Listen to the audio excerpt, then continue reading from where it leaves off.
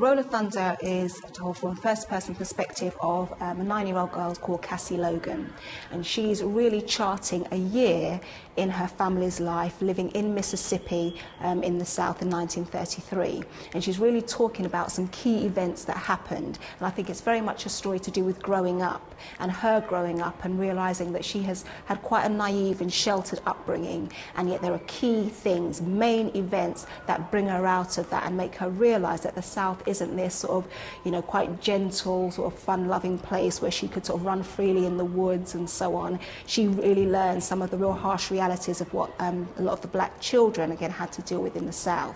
The end of chapter 8, what was it that happened to Mama Logan? What happened to Mama Logan at the end of... Okay, right, she got fired. What was she teaching?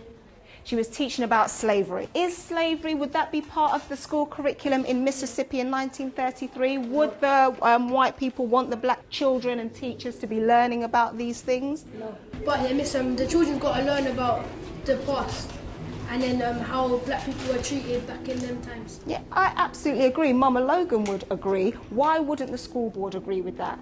I think it's really important that stories of the South that are often to do with racism are actually told by black writers.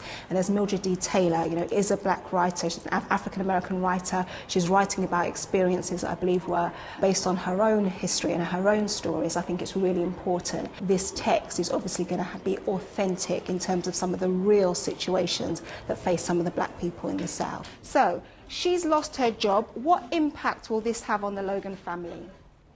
What do you think? They might lose their farm. Yeah, absolutely. So this is really important. Land is really, really important to the Logans. Are they really wealthy landowners? No, the money that they get for That's the rent money. For working, that's the rent money for the week. Yeah, absolutely. What they're going to do with the buying food and everything. Exactly, that's their mortgage money. Where does Papa Logan have to travel to? Is one of the questions from last lesson. Louisiana, absolutely. Papa Logan has to travel all the way to Louisiana to, again, make money. He works away from his family. So we know that the Logan family, even though they have their own land, which is very, very different, they still have to work for it. Roll of Thunder is a fantastic text to really get to grips with the social and historical and cultural context. I think Mildred D. Taylor does a very good job of painting the picture of how important land is. And I think it's a really important lesson, I think, for black people here and in America about having this sense of a strong sense of identity and heritage and lineage. And I think that's what a lot of people are missing, this sense that, you know, I was raised on this land, as was my grandfather and your great-grandfather before him, and so on. This group are going to be doing their presentation based on segregation, and then you're going to get questions based on it, so make sure you listen very carefully. Within this unit of work, the students have to do some micro-teaching.